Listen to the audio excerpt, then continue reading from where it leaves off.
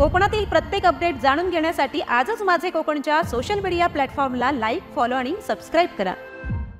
करूळ गगनबावडा घाट रस्ता सुरू करण्यासाठी शिवसेना उद्धव बाळासाहेब ठाकरे पक्षाने आंदोलन छेडलं। करूळ घाट मागील वर्षभरापासून वाहतुकीसाठी बंद असून यामुळे स्थानिक नागरिक व्यापाऱ्यांना त्रास सहन करावा लागतो अशी तक्रार ठाकरे शिवसेनेकडून करण्यात आली आहे। याबाबत मंत्री नितेश राणे यांनी या घाट रस्त्याच्या कामाची पाहणी करून 17 जानेवारीपर्यंत घाट मार्गाची 1 लेन सुरू होईल असं स्पष्ट केलं होतं।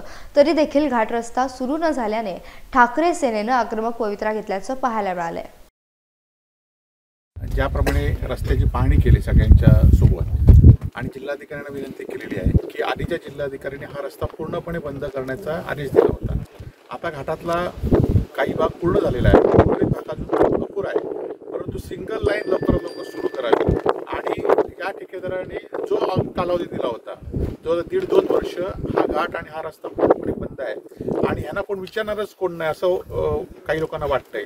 आम्ही विरोधाला विरोध करत नाही, तर आज संपूर्ण सिंधुदुर्ग जिल्हा असू देत, वैभववाडीची बाजारपेठ असू देत, ज्याप्रमाणे आज बंद होत चाललेली आहे आणि त्यामुळे हा घाट आता पर्यायी व्यवस्था म्हणजे 1 लाईन सुरू करून हा घाट सुरू करावा, कारण ठेकेदाराकडे पूर्ण काम तुमच्या आम्ही बघितल्याप्रमाणे येणाऱ्या 3-4 महिन्यामध्ये तरी पूर्ण काम होईल असं वाटत नाही। त्यामुळे 1 लाईन तरी या ठिकाणी सुरू करावी, त्यासोबत जिल्हाधिकारी त्या अधिकाऱ्यांशी बोलू आणि ठेकेदारांनी एवढ्या गुरमीत राहू नये की आपल्याला कोणच विचारणार नाही, अधिकाऱ्यांनी सुद्धा एवढ्या गुरमीत राहू नये की आपल्याला कोण विचारणार नाही। तर आम्ही सर्वजण लोकांना घेऊन आणि जवळजवळ 1.5-2 वर्ष झाली हा रस्ता त्या ठिकाणी बंद आहे। काम अतिशय निकृष्ट दर्जाचा आहे आणि आमची सातत्यानं मागणी राहिलेली आहे की एकेरी वाहतूक जी पूर्ण झाली पाहिजे आणि हा घाट रस्ता जो पश्चिम महाराष्ट्राला जोडणारा आहे तो पूर्णत्वास आला पाहिजे। कारण जे पर्यायी व्यवस्था आहे, भुईबावडा घाट तो सुद्धा नादुरुस्त आहे, राधानगरी घाट हा सुद्धा नादुरुस्त आहे, आंबोली घाट हा सुद्धा नादुरुस्त आहे आणि हा करूळ गगनबावडा घाट या रस्त्याची पाहणी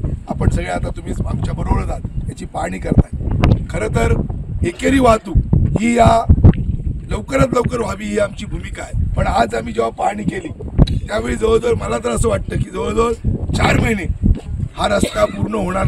तर केंद्रीय मंत्री आदरणीय नितीन गडकरी साहेब यांनाही भेटून इथली वस्तुस्थिती आता व्हिडिओ शूटिंग पण केले, बऱ्याच ठिकाणी निकृष्ट दर्जाचं काम आहे। घाटात जी काही रुंदी लागते ती या ठिकाणी दिसत नाही, तसंच बऱ्याच ठिकाणी जे त्याला प्रोटेक्शन वॉल आहे ती सुद्धा कमकुवत त्या ठिकाणी दिसते, बऱ्याच ठिकाणी झालेली पण दिसत नाही आणि वैभववाडी ते करूळ मधल्या रस्त्याचा बऱ्याच ठिकाणी तर होणं पण बाकी आहे आणि म्हणून ते कॉन्ट्रॅक्टरचं स्पीड आहे हे स्पीड अत्यंत कमी आहे।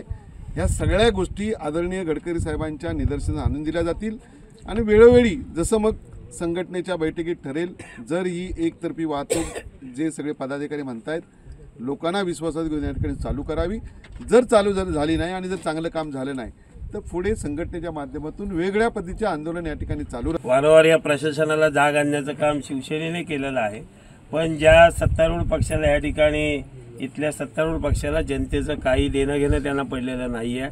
आज जो ठेकेदार जो आहे, आज मला वाटतं ही पहिलीच ह्या कोकणातली घटना असेल की काम पूर्णपणे बंद ठेवण्याचं काम ह्या ठिकाणी जिल्ह्याच्या तत्कालीन जिल्हाधिकाऱ्यांनी केलं। मला वाटतं अशा पद्धतीने कुठचाही पूर्ण रस्ता बंद ठेवून काम चालू करण्याची प्रक्रिया कोणत्याही रस्त्यावर होत नाही, पर्यायी त्या ठिकाणी रस्ता चालू ठेवणे ही जबाबदारी आहे। त्याप्रमाणे पश्चिम महाराष्ट्राला जोडणारा हा प्रमुख रस्ता आहे।